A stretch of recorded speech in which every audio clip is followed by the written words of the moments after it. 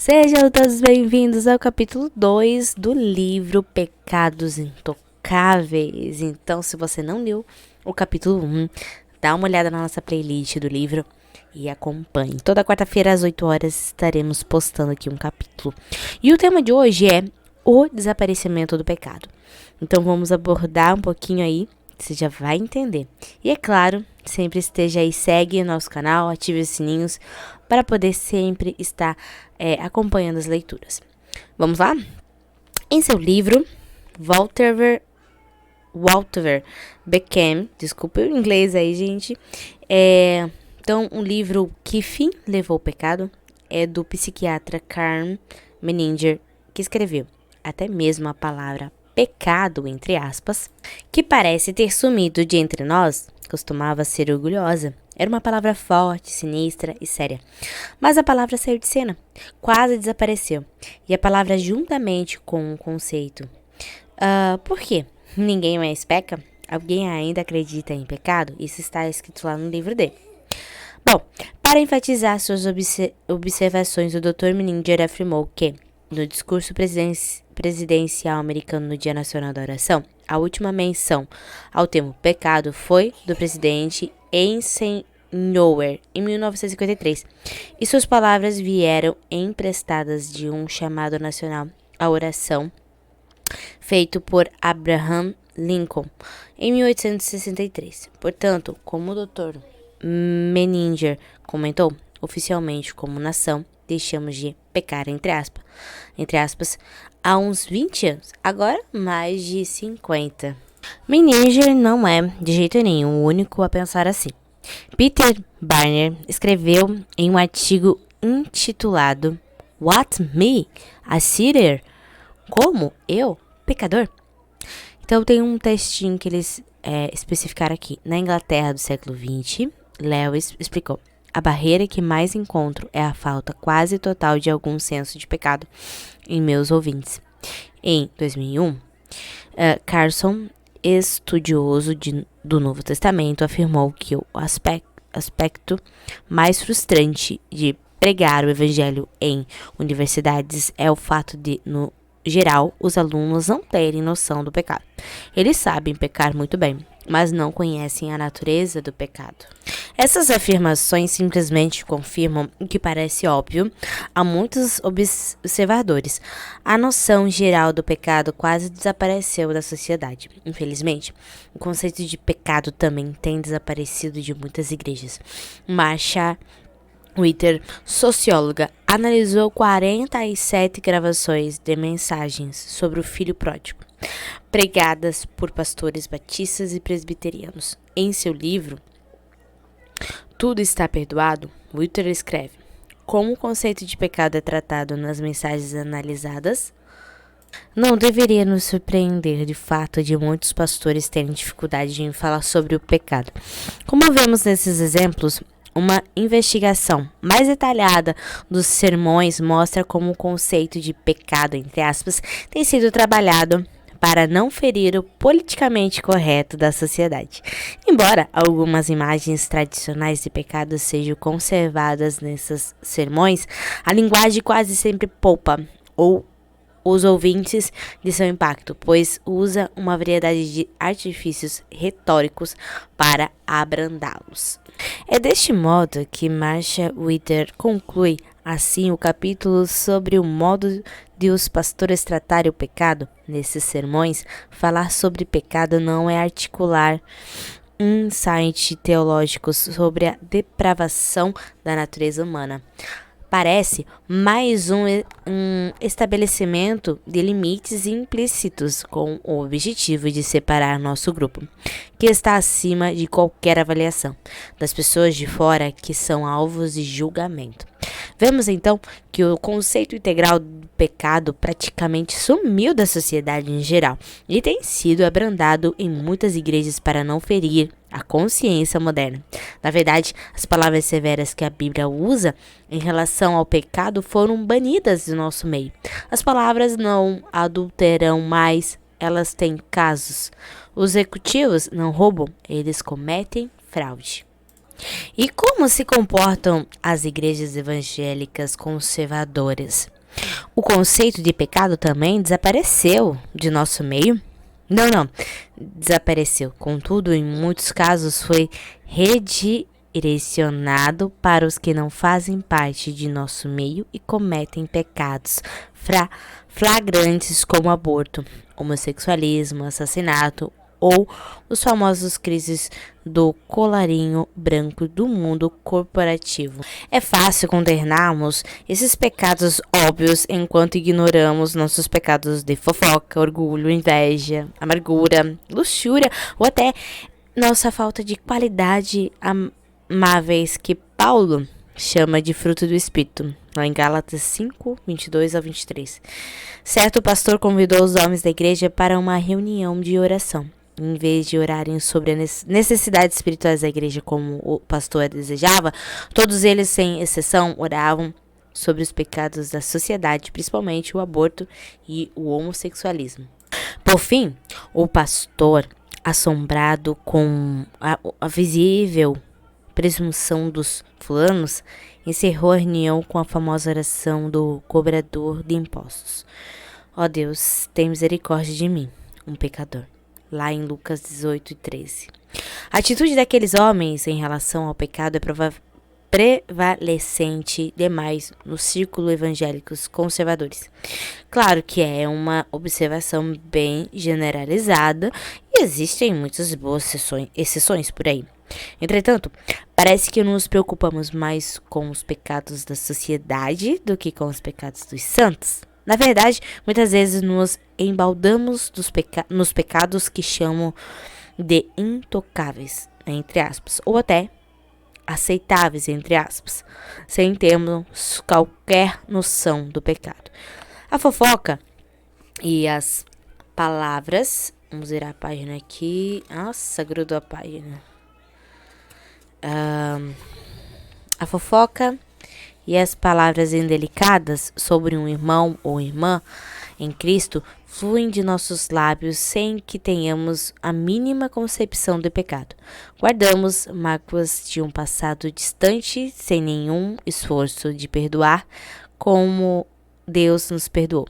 Lançamos nosso desdém religioso sobre os pecadores sem nos lembrar, em humildade de alma, que se não fosse pela graça de Deus, estaríamos na mesma situação.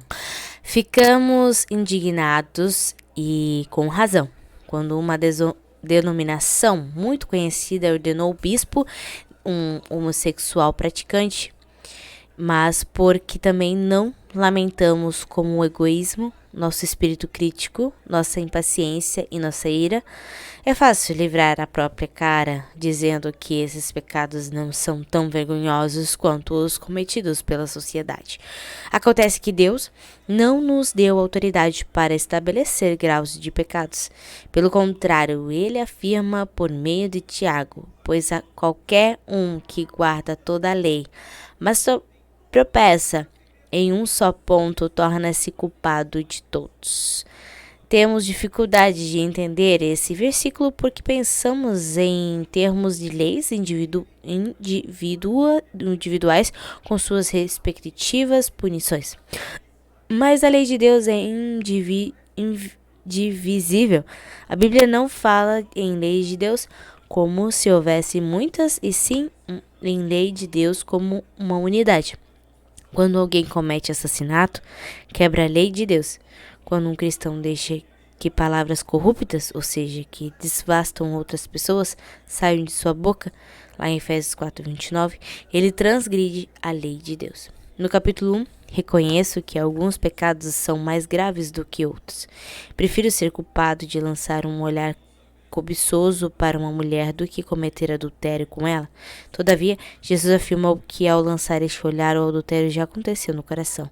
É melhor ter raiva de uma pessoa e matá-la.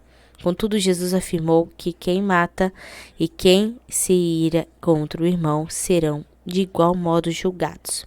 A verdade é que todo pecado é sério porque todo pecado infringe a lei de Deus.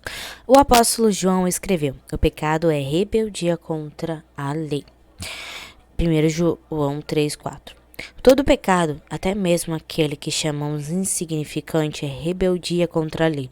Não se trata apenas de descumprimento de um único mandamento. É total desrespeito pela lei de Deus. Rejeição deliberada ao seu padrão moral em favor dos nossos próprios desejos. Bom, quando avaliamos as leis civis, fazemos grande distinção entre um cidadão cumpridor da lei, que comete uma eventual infração de trânsito, e aquele que vive sem lei, em total menosprezo e absoluto desrespeito por todas as leis. Entretanto, parece que a Bíblia não faz essa distinção. Pelo contrário, simplesmente afirma que o pecado, ou seja, todo e qualquer pecado, é rebeldia. Na cultura grega antiga, pecado significa errar a marca, isto é, não acertar o alvo em cheio. Assim, pecado era considerado um erro de cálculo ou um insucesso numa tarefa. Esse conceito é bastante válido ainda hoje quando, por exemplo, alguém se arrepende verdadeiramente de um pecado e busca se livrar dele, mas fracassa repetidamente. A pessoa continua querendo acertar o alvo em cheio, mas não consegue. Os pecados normalmente não resultam de fracassos em nossas tarefas, mas de um anseio interior de satisfazermos nossos desejos. Como disse Tiago, cada um é tentado quando atraído e seduzido por seu próprio desejo. Fofocamos ou cobiçamos por causa do prazer pecaminoso que isso nos dá. Na hora, a sedução daquele prazer momentâneo é mais forte do que o desejo de agradar a Deus. Pecado é pecado. Mesmo os que classificam de pecados aceitáveis pelos santos, entre aspas, aqueles que toleramos em nossa vida, são graves aos olhos de Deus. O orgulho religioso, as atitudes críticas, os mexericos, a impaciência e a ira, e até mesmo a ansiedade. O orgulho religioso, as atitudes críticas, os mexericos, os impacientes e a ira, e até mesmo a ansiedade. Só para repetir, para deixar bem claro, tudo isso é coisa séria aos olhos de Deus. Ao enfatizar a necessidade de buscarmos a justificação unicamente por meio da fé em Cristo, o apóstolo Paulo cita o Antigo Testamento. Maldito todo aquele que não permanece na prática de todas as coisas escritas no livro da lei. Gálatas 3:10. Esse é um padrão de obediência bastante exigente. Em termos acadêmicos, significa que 99 no exame final é a nota de reprovação. Significa que uma vírgula fora de um lugar no trabalho escrito rende uma nota 0. Felizmente, Paulo nos garante que Cristo nos resgatou a todos os que confiam nele como Redentor da maldição da lei, tornando-se maldição em nosso favor. No entanto, permanece o fato de que os pecados aparentemente insignificantes que toleramos em nossa vida merecem, sim, a condenação de Deus. Concordo com a ideia de que o pecado parece ter sumido de nossos meios. Pode ter sido abrandado em muitas de nossas igrejas para não ofender os presentes. E digo com tristeza, o conceito de pecado entre muitos cristãos conservadores foi praticamente redefinido para abranger apenas os pecados obviamente nojentos da sociedade. O resultado, então, é que para muitos cristãos moralmente corretos a noção de pecado individual basicamente desapareceu de suas consciências. Contudo, não desapareceu da vista de Deus. Pelo contrário, todo pecado, tanto os chamados pecados intocáveis dos santos, que quase sempre toleramos, quanto os pecados asquerosos da sociedade, que somos rápidos em condenar, são transgressões à lei de Deus irrepreensíveis aos olhos dele. Ambos merecem a condenação de Deus. Se essa parece ser uma afirmação muito severa e uma acusação que abrange todos os cristãos, apresso-me a dizer que há muitas pessoas fiéis e humildes que são maravilhosas exceções. Na realidade, O paradoxo é que as questões que mais produzem o fruto do Espírito são aqueles que estão muito mais cientes desses famosos pecados aceitáveis em suas vidas e que sofrem no íntimo por causa deles. Existem ainda um batalhão de gente que critica com ferocidade os pecados repulsivos dos outros e, contudo, parece orgulhosamente esquecido de seus seus próprios pecados.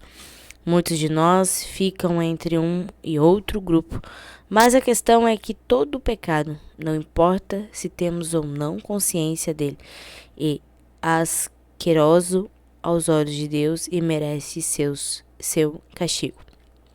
Admito que pintei um retrato bastante sombrio, tanto da sociedade em geral quanto de nossa comunidade evangélica conservadora.